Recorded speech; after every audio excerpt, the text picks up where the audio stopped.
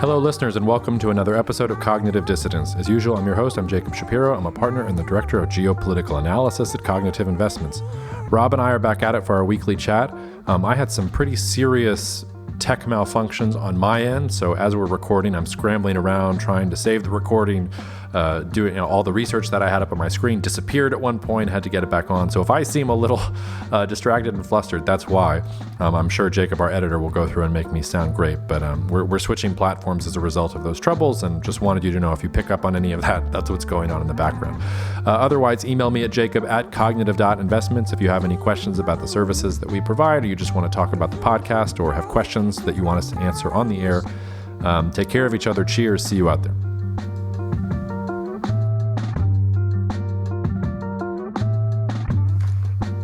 All right, I have survived Mardi Gras, no worse for the wear. When you're the parent of a small one during Mardi Gras does not mean that you get to enjoy yourself that much. You just get pelted in the Adam's apple by lots of beads and other toys and objects and things like that. So that's been my experience lately. Happy to take one for the team. How are you? Would you prefer to be in immigration class? Because we can arrange that. I'll maybe switch with you if you want. You mean French? No, I would much prefer to be learning how to become a citizen of the great Republic of France than being pelted in the Adam's apple by beads. Why? What's your worst story about what you're having to do for French immigration? Oh no, I don't have any bad stories, but it's funny being from the U.S. and being in the class because I'm the only American. There's two guys from Algeria, and then the rest of the class is all from Mali, Cote d'Ivoire, and Senegal. So I feel like I'm cheating because they'll ask questions like, is arranged marriage, is that okay to do? And I'm like, no, it's not.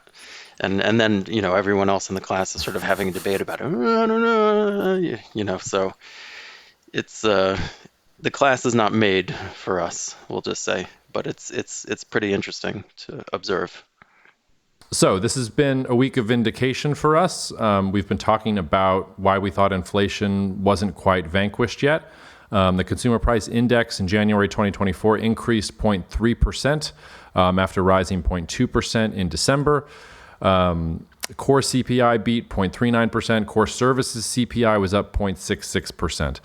We've also got the Atlanta Fed GDP forecast is now 3.4% GDP growth for first quarter of 2024. So put all of that in context with what Chase and I talked about the labor market last week. The United States economy looks hot. We also got a question from Mike, who wrote in about whether China undergoing significant deflation was going to be transmitted to the United States and what impact that might have on the economy. And just a little bit of data to light your way there. And of course, my thing with data went away. Hold on. Because I closed it to reopen this thing. So the Chinese data said the Chinese consumer prices fell at their fastest pace in 15 years. In January, they declined 0.8%. Food prices down considerably, so 5.9% overall, a 17% slump in pork prices. We've talked about pork a little bit in China here on the podcast, but that was sort of an eye-popping one.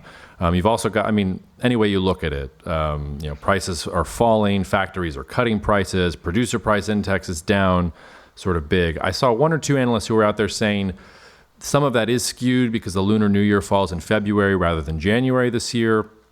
And, caution people not to think about it in terms of deflation, but maybe to think of it in terms of less inflation than everywhere else. We can get into that in a little bit. But so it's a two-part question, Rob. Let's maybe talk about the United States first, and maybe we can back our way into, is China deflating? What does that mean for the U.S. economy? All those sorts of good things. But take a victory lap on the United States if you want.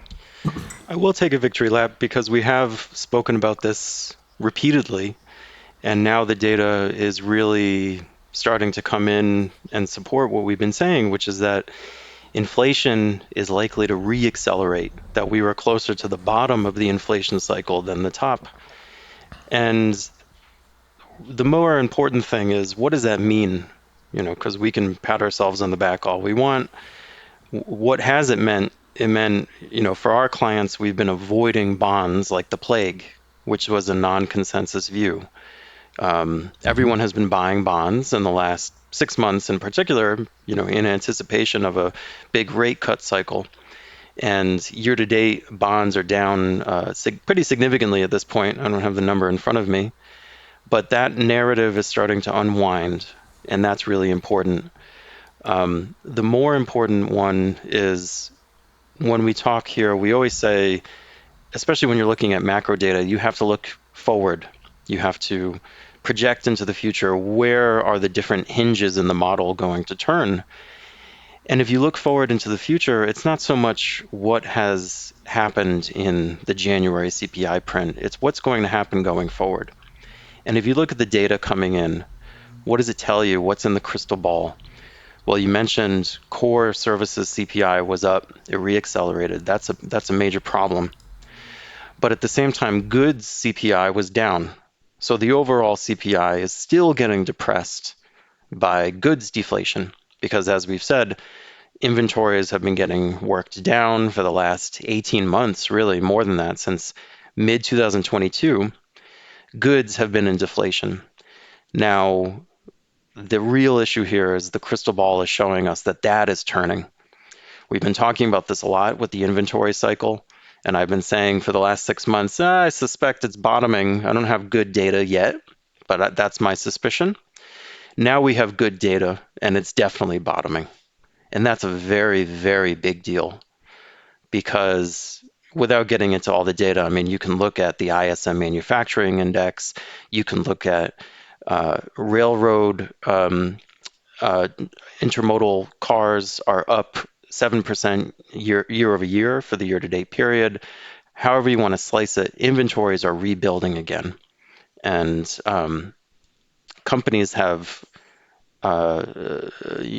just getting back to this notion of for every action, there's a reaction.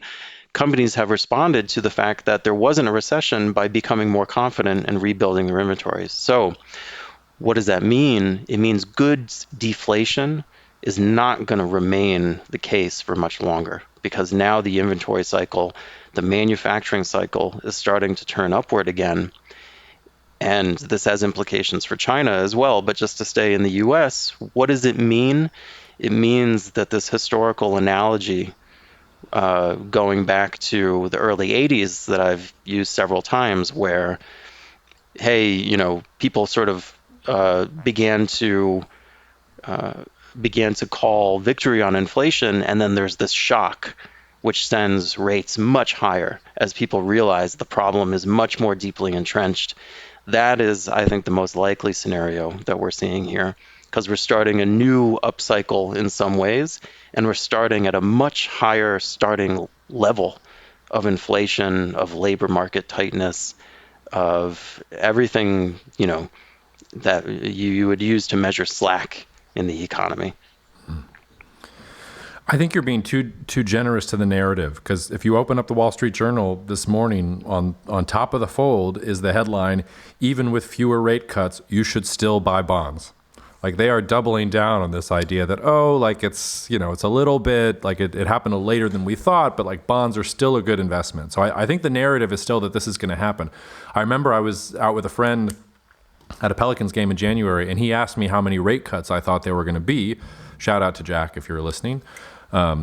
And I said, well, I don't know. I wouldn't feel comfortable giving you a number at all. Have you considered that there might be no rate cuts? And for the record, I'm not sure that that's the most likely scenario, but I think the number might be closer to 0 than 7, which is what people were pricing in at the time. And he got upset. He was like, how could you say that? Come on, that's ridiculous. And I think that's sort of there. Like even in this journal article that I'm throwing some shade at a little bit, they've gone from a 66% chance that there would be at least 6 cuts by the end of the year to now it's a 35% chance that it'll be 4 or fewer by the end of the year, but it's still a good trade if you're sort of going to buy bonds. So I think this is actually sort of much more ingrained in the narrative than you're giving it credit for. It also, I came across, I'm sure you've come across this quote and listeners have come across it before too, but it's John Kenneth Galbraith said once that the only function of economic forecasting is to make astrology look respectable. I've been thinking about that quite a bit recently because you see all of these different projections and you sort of think that. I don't know if you also saw this. There was, and And this is where things really start to traverse on politics, because all of this is happening within the context of a U.S. presidential election that is going to be hugely consequential for markets, for the future of the United States, and for geopolitics in general. And the other part of this is migration. And the Congressional Office released a big report on February 7th. It's their long-term budget and economic outlook. And it estimates that the labor force is going to be about 1.7 million potential workers larger in 2024 and about 5.2 million more by 2033, accounting for all of the recent migration to the United States. And the graph that they give is sort of funny. It like shoots up and then shoots down and then is just flat for a long time. So there's that astrology component. We might as well be reading my horoscope, Cancer the Crab, if you guys are wondering out there. And it talks about how these extra workers are actually going to probably give more tax revenue, and that the federal deficit might be smaller by almost a percentage point as a result, but also will have effect on inflation and on wages and maybe even lower productivity. So you sort of poke all around. And for me, the other part to be about in all of this is, what does Biden do if he does get the inflation surprise? What does that mean for the U.S. election? What do we see other countries start doing, not just from a monetary policy perspective, but from a political perspective, if they start worrying that that Trump is gonna ride this into the White House? Like all of that is sort of wrapped into this very dry conversation about inflation and inventory cycles and things like that. Why don't we talk about the political side first, because I think that's very important. As we talked about last time, Jay Powell is a man, and he is ultimately the buck stops with him in terms of leading the conversation on interest rates. And I think it's a very interesting question how much he's thinking about what sort of pressure might be applied to him in the future under a potential Trump administration, for example. I don't have a strong view on that, and maybe you do, but it's definitely a factor in shaping how this plays out over the next few quarters. And he's already taken rate cuts off the table for March and signaled very clearly that that's not going to happen. And the most recent data makes that almost a surety. So what does that tell us about his thinking? I think those are major issues, and they're inherently political ones because it's about the interaction between these huge figures. Well, I mean, this gets a little bit more into psychoanalysis, but we've talked about Jerome on the podcast before, and you are the one that has compared him to what, a medieval monk or something like that. Like he's made it in the professional world. Like he probably has a duty or feels a duty of service. He's a dutiful man. He's not doing this for fun. He's doing it because he thinks he's doing something meaningful for his country and using his expertise in some way. And I would imagine that before you even get to Trump, he's probably thinking about like Biden is the more operative issue, because the Biden White House has sort of set themselves up here if inflation does what we're talking about, because their whole narrative is we beat inflation. We figured it out. Biden is a good steward of the economy. Even if people think the economy is not doing well right now, once the data comes out, once people start to feel it in their checkbooks and in their bank accounts and things like that, like people will come around and will see that Biden is a good steward of the economy. And built in that is rate cuts. So if we get to November and there are 0 rate cuts, I mean, Biden won't do it by tweeting insane things or by trying to, subvert the law or things like that. But you can be sure that he will be putting as much pressure as possible on Powell to cut rates, because he wants rates to be cut, because that's the narrative that he's selling. And if we get an inflation spike and things are getting bad from that point of view, like it's the writing is sort of going to be on the wall there for him.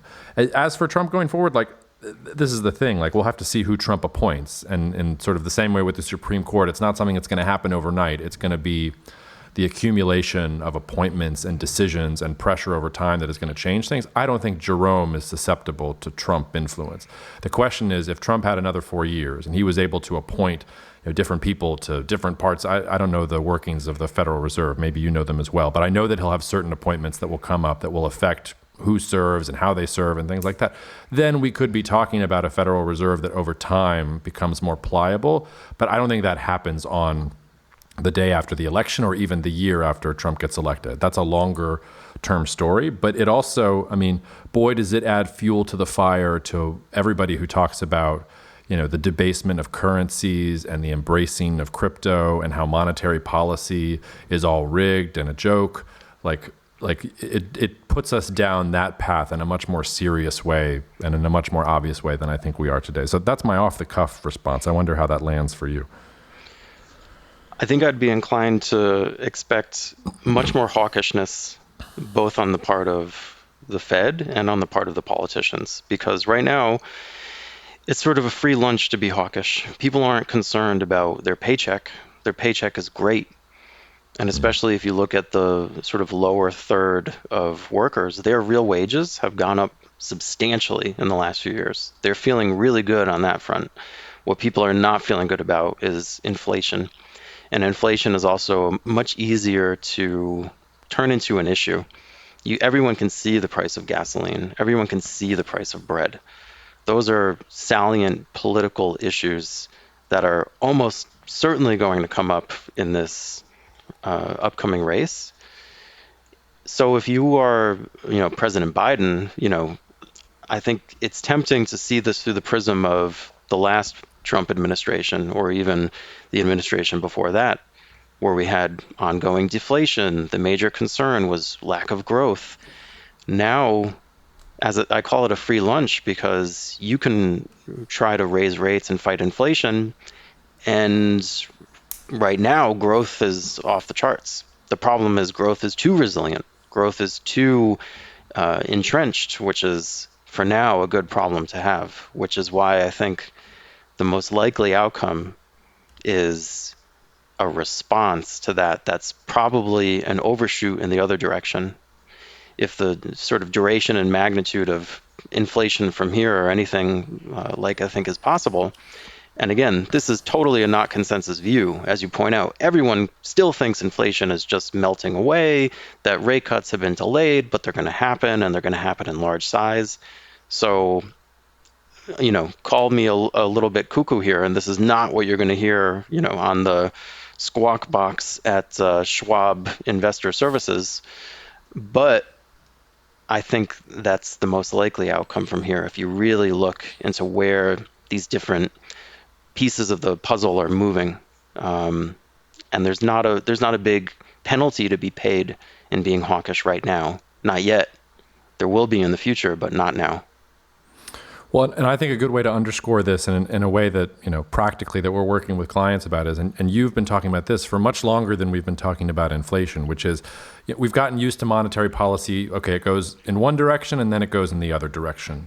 And it's very clear. You can look at a chart and see, oh, interest rates up, interest rates down, like we're in up cycles, we're in down cycles. And you've been saying for years now, as a result of multipolarity, as a result of deglobalization and nearshoring and reshoring, and just things in, domestic cycles and things like that, we're going to bounce around. Things are going to be more volatile. So even if our non-consensus call here turns out to be incorrect, our broader perspective is things are not just going to go down and not just going to go up. We're probably going to be bouncing up and down, back and forth. And if you're going to listen to the just buy bonds, like the timing was a little bit wrong, like now you're in Seventh-day Adventist land. Like you have to be a little bit more active in responding to these things because the direction is not going to be clear either way. I also, we've been talking a lot about energy on the podcast, and I want to highlight the energy conversation again here, just to say that one of the reasons that inflation year on year is so low is because energy prices have been down year on year. And we've talked about all of the reasons we think that energy prices could rise again. I think it also, again, shines new light on some of the recent decisions to restrict LNG exports or make that harder. Because if you are the Biden White House and you see that if you kick out lower energy prices from underneath the table, suddenly inflation is going to rip. And so you really need energy prices to stay low right now. So if that means restricting LNG exports, if that means making up with the Saudis, if that means signing a defense security treaty with the Saudis and bending over backwards to do whatever they want in the Middle East, like this feels less like a conspiracy theory now and more like okay, I sort of get why we're pushing this direction, because you need those energy prices to stay low if the narrative on the economy is going to be able to survive the jumps that we're talking about here. The only silver lining I see in all this from an inflation standpoint is Shipping prices seem to have flatlined for now. There was a remarkable statistic in Nikkei today that was 90% of container ships are avoiding the Suez Canal, which I have different thoughts about that because I don't know if you knew this. Egypt got roughly $10 billion in transit fees over the last 12 months from the Suez. So 90% of container ships are no longer going through the Suez. Kind of blows my mind and makes me think Egypt is on the verge of economic collapse. But they've been on the verge of economic collapse for a while. I digress. But 90% of container ships are already taking the long way around. So maybe that's already priced in, or maybe we get more disruption, or I don't know. But at least the shipping conversation, even with the Red Sea still closed, at least it's looking like it's stalling out. But I don't know how secure to feel about that. Although it may stall out in one place, you see tightness emerge in other places. I think that's getting to your point about sort of action and reaction, things being unstable, things swinging back and forth. So we saw the Houthi attacks happen because of instability. You know, they saw an opportunity. That caused the issues in the Red Sea. So now, as you mentioned, ships are going around and not going through the Red Sea. Well, what does that mean? It means that not only is that increasing container shipping prices, even though that may be leveling off now, but now you're seeing a response by companies who are putting more capacity into air freight, and that has its own bottlenecks. So you're likely to see air prices go up in response. So you know, the system is complex and interconnected, and I think one of the recurring opportunities is going to be like this, where people say, "Oh, this narrative is done, so now it's everything is going to go back to some equilibrium." There is no more equilibrium. There's going to be some crazy shit happening in some part of the machine every week that we do these calls for years and years. That's my prediction, and that's the recurring opportunity is identifying and anticipating that rather than being backward looking and focusing on one part too much at the expense of the others that are moving in response. Yeah, and that's not even a prediction. I mean, just look at what's happening in the world today. I couldn't whittle down the list of things we needed to talk about on the podcast today because so much shit is going on. Just the Chinese economy and Russia, Ukraine by itself would fill up every single weekly podcast we do. We've got Israel stealing up to go after Rafah on the border with Egypt and all sorts of political tension back and forth between Israel and Egypt and between Israel and the United States. That's an episode in and of itself that's going to affect everything. We then have Indonesia's elections, Pakistan's elections, Venezuela threatening Guyana. We have Myanmar calling for forced military conscription, which suggests maybe the military junta is losing some of its force. And what does that mean for sort of different powers in the region? There have been crossover attacks in China. There have even been crossover attacks in India. That's on the Indian Ocean. We're talking about shipping and disruption. Before we even get to European politics and what's happening with Germany's, like you go down the list, like so many things are happening and it's really hard to put it together. And I'll also just say, listeners, we always keep the podcast content about what's going on in the world. I will just say, if the things that Rob just talked about make you want to understand what we advise clients to own, where to own, how to own, you know my email address. You can write in at any time. So we just wanted to say that because we got that call particularly right, and it means a whole bunch of other different things we're not going to bore you with on the podcast. But if some of this causes a light bulb to go off in your head and you just want to talk about it, like please feel free to reach out to us. That's literally why we're here sort of doing some of these things. Maybe let's move to the China part of the conversation, Rob. And I know we're always going to be in danger of doing the treadmill conversation over again, but I think it's maybe useful to talk specifically about, do you think China's in deflation? And if you do, how do you think that is going to affect the United States or other economies in the world? I thought a lot about this question before the call because I was trying to prepare some answer to this. And I think it's a very difficult question to respond to because there's no straightforward answer. To be in deflation more generally means something very different from what we're seeing right now. So just to clarify, first of all, everyone is talking about China and deflation, and this has been all over the headlines. There was a piece in the Wall Street Journal a few days ago, a headline piece, China is actually not in deflation right now. Month over month, prices are up 0.3%. Everyone's just focused on the year over year number because of the year ago comparison. Now it's negative. So maybe this whole conversation is moot.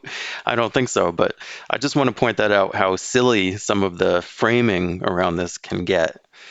Um, that isn't to say that they're not in deflation, however you want to define that, but I think you really have to get your head out of the mindset of the United States and the narrative and the conversation that we all had for the last 15 years about deflation, because those are two very different phenomena. And the Chinese situation is very different. So let's look at all the individual components, because when you analyze this, you have to look at the different parts. Um, the biggest driver, as you pointed out, is food. That's not a bad deflation. Um, that's that, you don't need me to tell you that. Um, the So leaving that aside, that's been the driver. The other shoes have not really started to drop, but in all likelihood they will. So what does that mean? What is deflation in the Chinese context, and how does that impact the U.S.? Um, the first thing to note is uniquely, China has already been exporting deflation to the U.S. for many years. Um, in some ways, this is almost a change in that direction, and we can talk about why. But if you look at what China has done, the amount of supply capacity they've built across all sorts of industries, particularly manufacturing, as everyone knows, and the sort of subsidies that have gone into those industries, whether you talk about subsidized capital, compressed real wages, everything has been put to the advantage of the exporters in China, and that has driven down prices.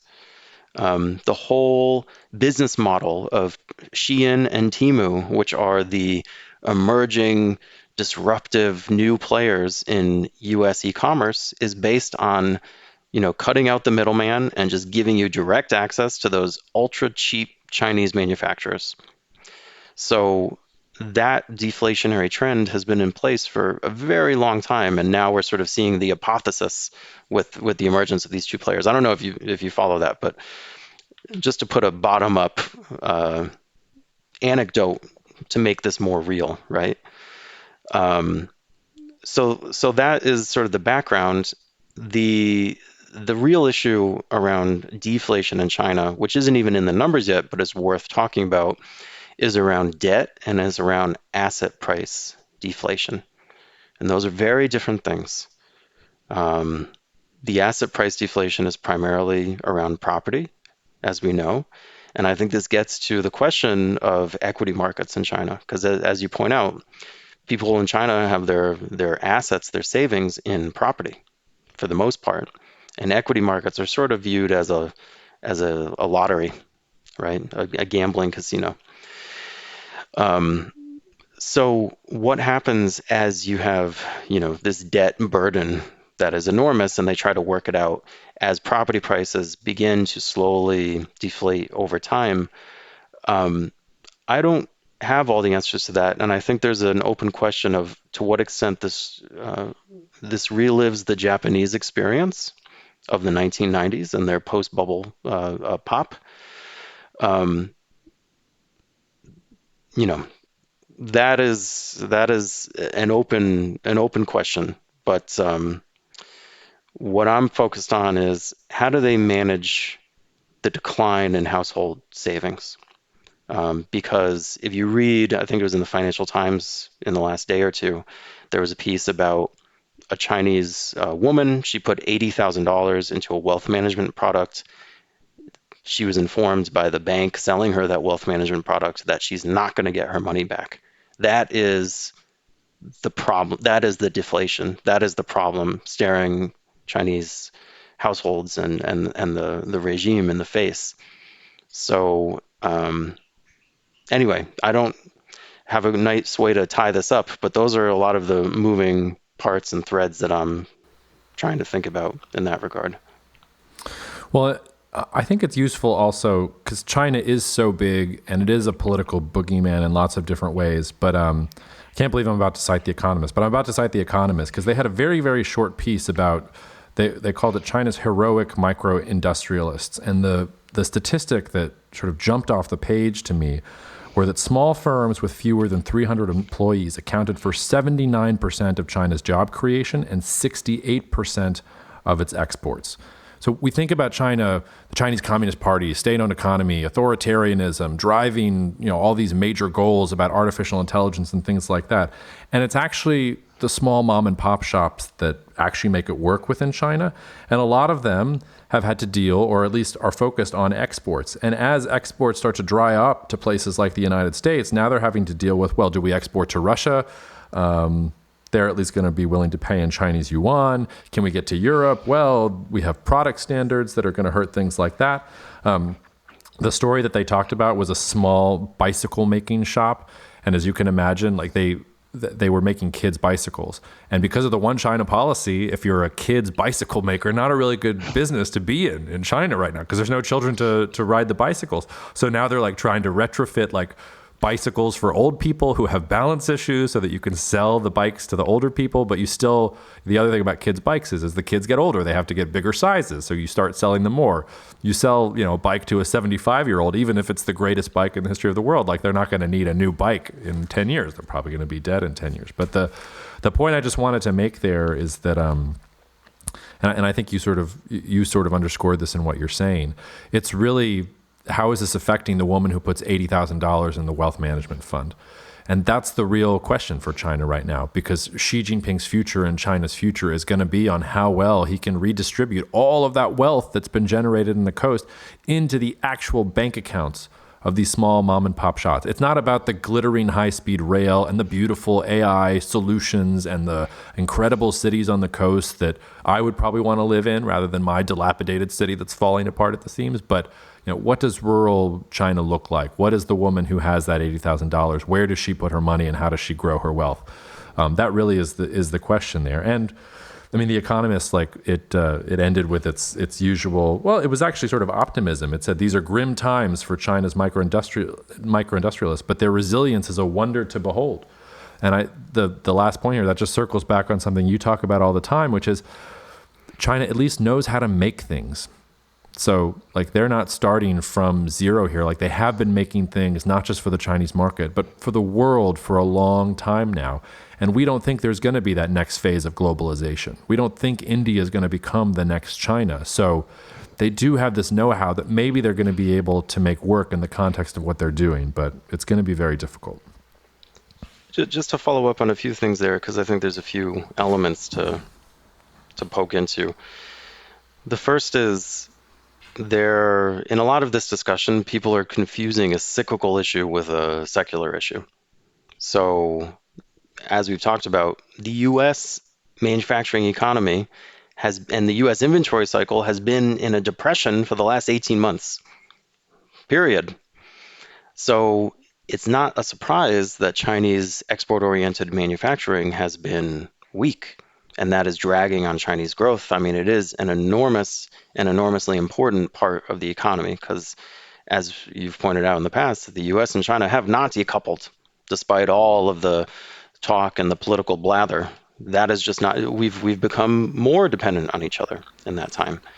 Well, and to your point, I don't know if you saw, everybody and their mom was sharing that data about how Mexico has surpassed China as the biggest source of imports to the United States. And if you actually dig into the data a little bit, it's just stuff that was made in China that went to Mexico that came up. So it's we're changing what things say on paper to make all the politicians happy. But decoupling itself, you'll be paying a lot more money for your goods, to go back to the inflation conversation, if we start having real decoupling, which if Trump rides an inflation spike into the White House and he does some of the tariff things that he's talking about, that will happen. Anyway, but go ahead. Well, I think it also makes it less likely that he will. If things really do progress as I think, it's going to be a different situation from the last time, just thinking about trade policy and tariffs, because previously we were coming out of deflation. There was all sorts of talk about what was the proper solution to that. I think it's going to be a lot harder to come into an inflationary environment with the cycle turning up and say, okay, now we're going to layer tariffs on top of everything else because that's not a winner, politically speaking. But but getting back to China, I think that's one issue. So a lot of these problems, a lot of the deflation talk is going to go away, is my prediction in the next 6 months. The narrative is going to change as the cycle changes.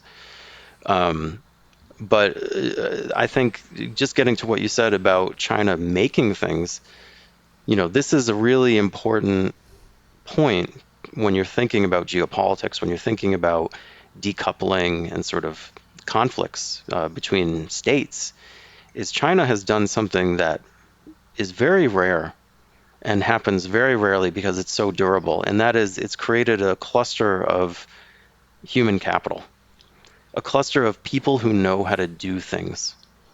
And that is very durable and very powerful.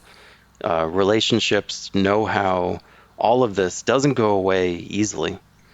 And if they can survive, and it looks like they have this cyclical downturn, which took place on top of the COVID shutdowns, which really made things hairy for a while. But now we're coming out of it, and I think they're mostly fine. We talked a few months ago about layoffs and low-end manufacturing in China, how that was a worrying sign. I'm less concerned about that than I was.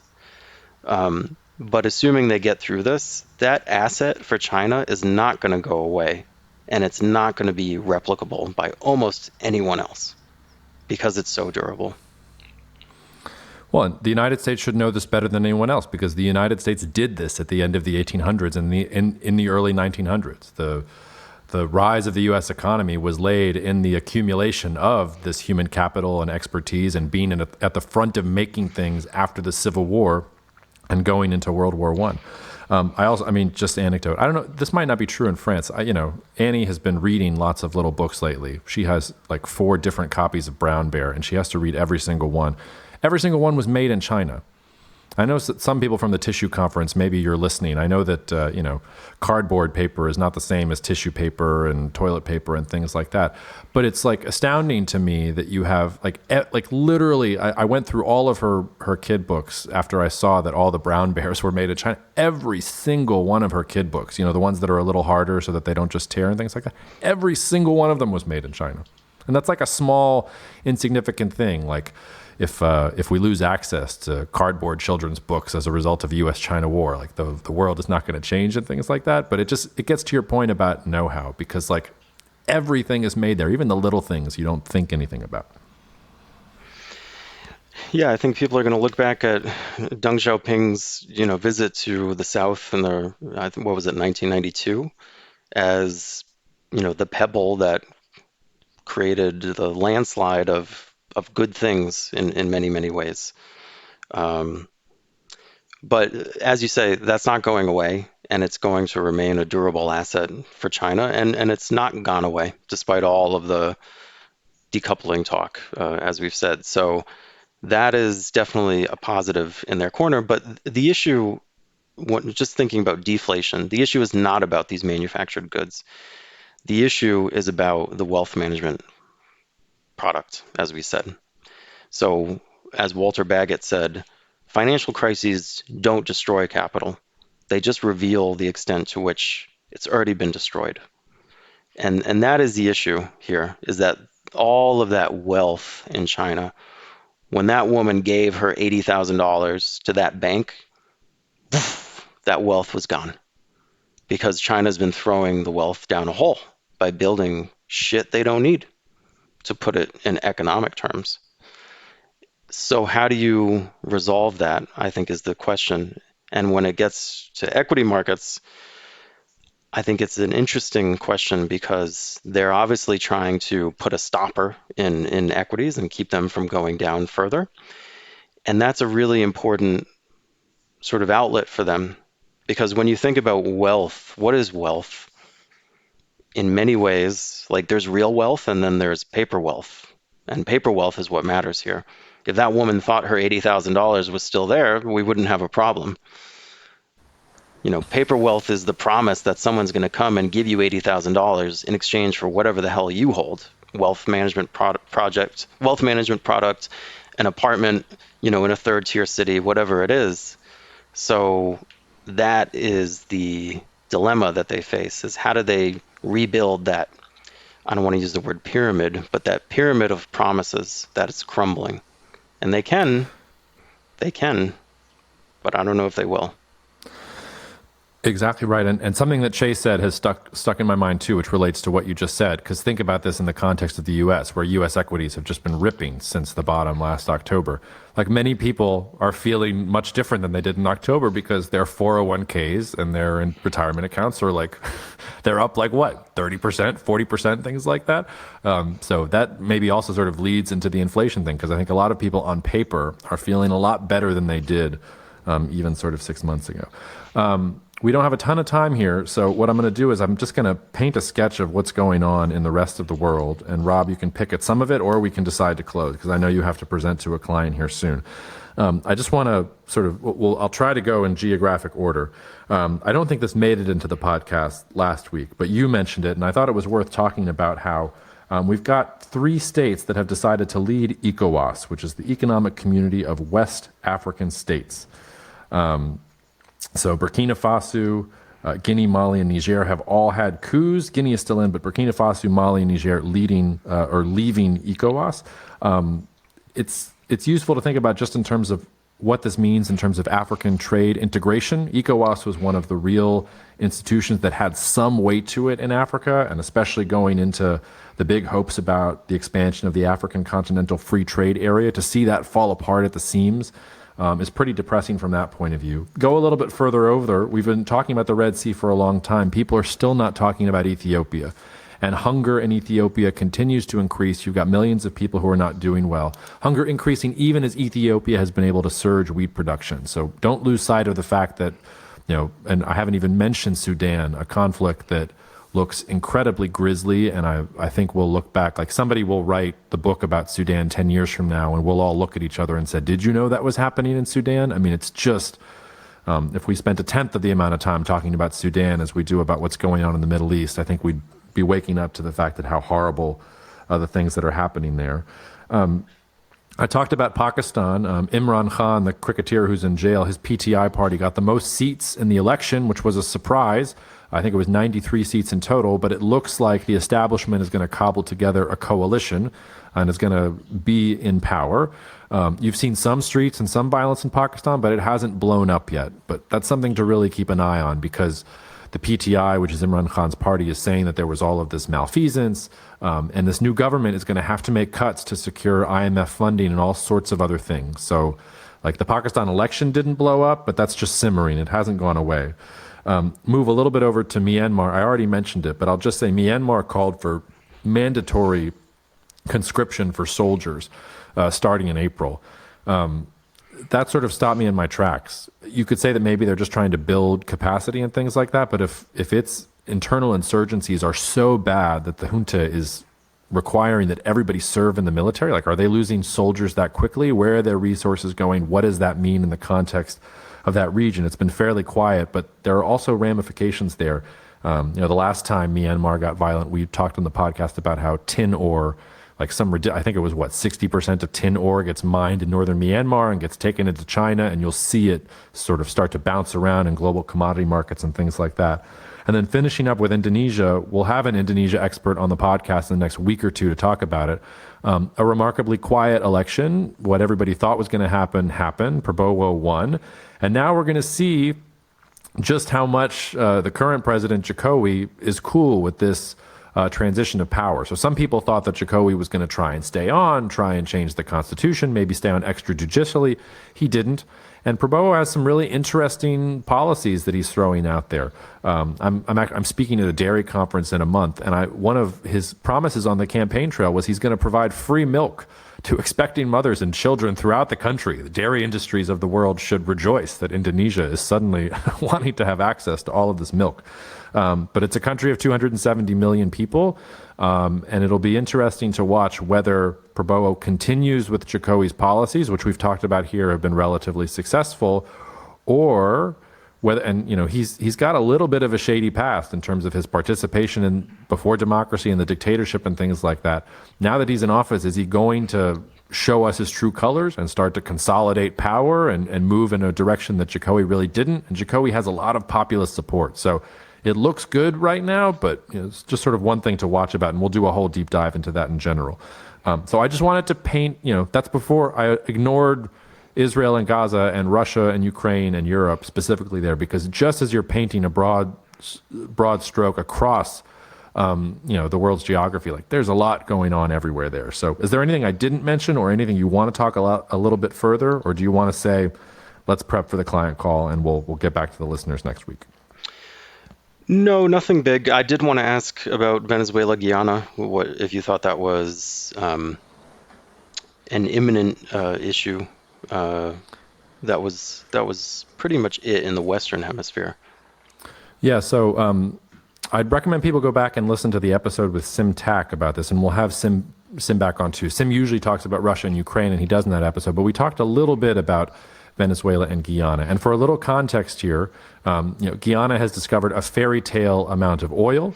It has territorial disputes going back to the late 1800s with Venezuela, and by extension, Great Britain and the United States. There's a long sort of tortured history there. But Venezuela is threatening to go and seize some territory from Guyana, and it has deployed military forces to the border with Guyana and is threatening to do that. You had the United States come out last week and promise all sorts of weapons, not military aid, but weapons to Guyana to defend itself. And I said this in last week's SITREP. I'm not going to make the same mistake I made with Russia-Ukraine and say, oh, they're just deploying the military forces to send a political message because they want some kind of negotiation. Like, they've deployed the military forces. So to me, the threat is credible. And if you're Venezuela, and you look out at what's happened in the world, you see Azerbaijan has seized territory from Armenia. Didn't really get more than a slap on the wrist. Look at what Israel is doing in Gaza. I know there is a lot of self-righteous indignation about that. Israel's not getting anything but a slap on the wrist, or angry headlines from the relationship between Netanyahu and Biden is boiling over. Like, whatever, Israel's doing whatever it wants, and it's not getting punished by anyone externally. So if you're Venezuela and you're seeing, we see all these other countries that are doing things and settling scores, why don't we settle some scores of our own? Like, you can sort of see how the Venezuelan mindset would be to maybe go after that. I think the real question here is Brazil. I think this is a real opportunity for Brazil to flex some geopolitical muscle and say, no, that's not going to work, and we're going to make sure that that's not going to work. Now, I said to go back and listen to the episode with Sim because he talks about how Brazil's military capability probably can't handle what we're talking about here, because what you're talking about is you'd probably have to get Marines and an expeditionary force and land them and protect from Venezuela, which is much closer there, and which is a regime that has done nothing but really, thuggishly extract resources from its own population here for decades. And Guyana is not exactly set to stand up to them. So, and then in the context of all of that, you have the United States took down or delayed some sanctions on Venezuela a couple of months ago. They're starting to reinstitute some of them because it doesn't look like Venezuela's elections are going to be particularly fair. They're disqualifying the main opposition candidate who would probably win if it was a fair shot. So how does the United States balance the economic incentive versus does it intervene militarily, things like that? The pushback here would be, is the United States really going to let that happen? Is the United States really going to let Venezuela overrun Guyana? On the one hand, Russia, Ukraine, Israel, Gaza, worried about China, like the list of problems grows pretty long, and you would have to deploy some serious resources probably to turn Venezuela back, and maybe Venezuela is angling for something. But for me, it's very concerning. I would take Venezuela seriously here, and just because Latin America and South America has been quiet relatively geopolitically doesn't mean it will continue to be so. And the thing that I am watching most of all is, can Lula figure this out? Can he deter Venezuela with political means? And if that fails, can Brazil or some other country in the region do something without the support of the United States? Because then we're in a truly, the whole multipolar thesis gets advanced. So those are just some thoughts about that particular issue. I guess just to add two quick things. First, on the Brazilian military, In 2021, I stayed at an Airbnb in Minas Gerais that overlooked a Brazilian military base. And those are some pretty tough dudes, I have to say. Everyone imagines the typical Brazilian as a flip-flop wearing laid-back guy, but that was pretty. I got to wake up to the bugle at 5 o'clock every morning, so that's a memory that will always stick in my head. So I'm bound to overestimate how tough the Brazilian military is just based on that. But more seriously, the I think this Venezuela Guyana issue is really worth singling out among all of the issues, as you point out, because to my mind, the U.S. with the Red Sea issues and allowing those to go on, to the extent that ships are just not using the Suez. I think that's an abrogation of its number one geopolitical role in the world. And this seems to be the first real test of what they'll do. Is the Monroe Doctrine still in place? Are we going to be the top dog in the whole Western Hemisphere? Are we going to, you know, allow something to happen? I don't know what that is, but that's why I ask about this one in particular, because it seems like a big question. Thank you so much for listening to the Cognitive Dissidence podcast, brought to you by Cognitive Investments. If you are interested in learning more about cognitive investments, you can check us out online at cognitive.investments. That's cognitive.investments. You can also write to me directly if you want at jacob@cognitive.investments. Cheers, and we'll see you out there. The views expressed in this commentary are subject to change based on market and other conditions. This podcast may contain certain statements that may be deemed forward-looking statements. Please note that any such statements are not guarantees of any future performance, and actual results or developments may differ materially from those projected. Any projections, market outlooks, or estimates are based upon certain assumptions and should not be construed as indicative of actual events that will occur. Cognitive Investments LLC is a registered investment advisor. Advisory services are only offered to clients or prospective clients where Cognitive and its representatives are properly licensed or exempt from licensure. For additional information, please visit our website at www.cognitive.investments. The information provided is for educational and informational purposes only and does not constitute investment advice, and it should not be relied on as such. It should not be considered a solicitation to buy or an offer to sell a security. It does not take into account any investor's particular investment objectives, strategies, tax status, or investment horizon. You should consult your attorney or tax advisor.